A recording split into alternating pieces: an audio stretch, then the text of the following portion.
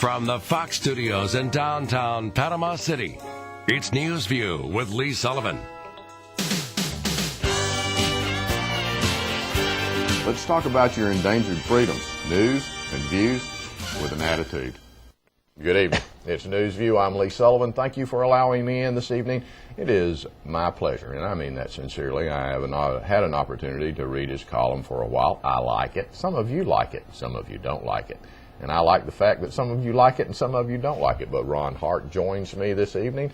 You find his column in the News Herald, and a lot of you like to comment on his comments. Thank you for coming on. Glad to be on. Thank you. Lot to talk about. Before the show started, we're talking about our never-ending march towards socialism in this country.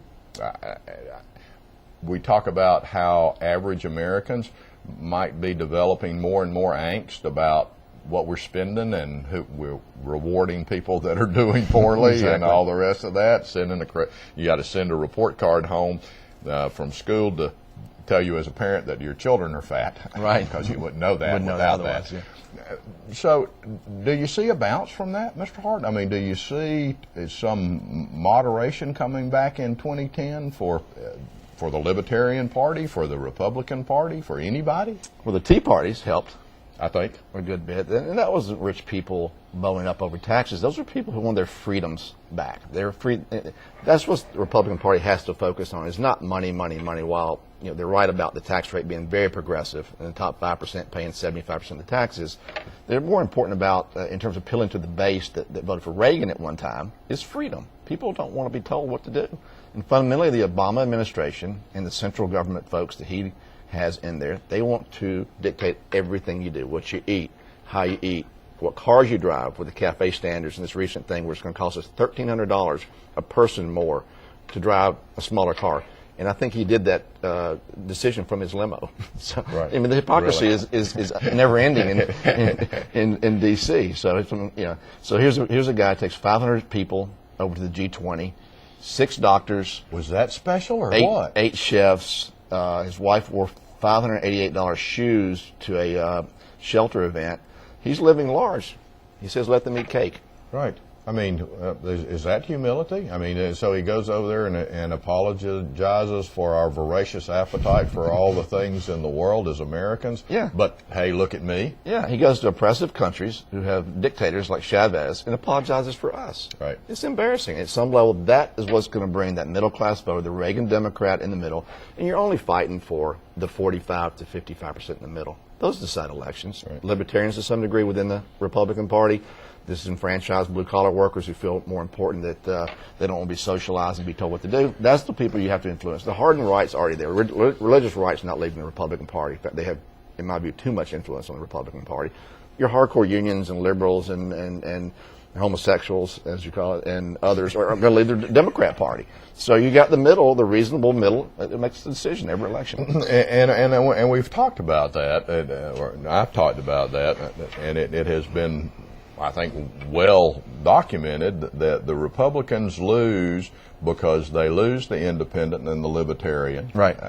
Because they have been so disingenuous about their policies. Right. And I mean, they've preached one thing and practiced another. Sure. So they get elected. Throw them out. They get elected running on minimal government, telling people that we're Republicans and government doesn't work. And when they get elected, they prove that it doesn't work. Right. But increasing the budget deficit by 40%. Bush grew the deficit by 40%. Tragic. That's the reason I'm a libertarian. They make huge mistakes. You know, when they did the prescription drug thing, that was if everybody didn't see the writing on the wall, sure, they were blind. Yeah. Ron Paul, within the Republican Party, as a proxy, has made 5 decisions that were right. He voted against Iraq. You may disagree there. He voted against Iraq, against the prescription drug benefit, and TSA and wiretapping. He was against that. That was a growth of government. The SEC has a budget 3 times the size it had 7 years ago, and they still missed Bernie Madoff. The guy's got $55 billion. He hadn't made a trade in 13 years. Put him in charge of Social Security. Well, they could put him in, well, they had Geithner, tax chief Geithner. So, and he paid his taxes, so he couldn't be a part of the administration. That's right. You have to not pay your taxes, and that's the Democrat plan for reducing taxes. Don't pay them. That's their plan. So, what is our tolerance level as Americans? I mean, I really begin to question that. At a local level, at a state level, at a national level, what is our tolerance, and will we reach it? Well, there's a fundamental lack of economic understanding by the average person. They want what they want now. I wrote a column about 3 months ago. It's on my website. It's an apology letter to my grandkids. And I said to my grandkids, yet born, that, look, we're a selfish generation. We put debt, we took now, everything we want is now for ourselves. We want things for ourselves. And we spend, we burden them with debt. And for that, I'm apologetic. We fought in a war. You're a little old. You may have fought in Vietnam. My generation fought no wars. We defended no freedoms. We've done almost nothing, my generation, but spend money. We're awful. I had Larry Perry on Monday, his 13-year-old daughter, and he alluded to the fact that she hadn't even started work. She owed $130,000. Sure. I mean, we're burying them. Right, exactly. I mean, but you and I would agree, and I think I'd like to think people have it. Your personal freedoms and your economic freedoms are joined. They're inseparable. Sure. If you have no economic freedom, you have no personal freedom. Exactly. And the government wants to provide you right now with health care now, a job, because he's pro-union. He thinks everybody should be working, more and more people working for the government, a job, a place to live. He houses a lot of people effectively through the mortgage problem. How different is that than being a slave in 1842? You had a house, you had health care, you had education provided by your master. I mean, that's no different. That's not freedom. Did better than we did. They got to keep a third. Exactly. I mean, But people that value freedom should see this as a bellwether call to pay attention to what happens, unless you just don't care, unless you want to be taken care of. And that, to me, is not a measure of a man or a person that wants to be taken care of by someone else. It takes courage to want to do for yourself. Exactly.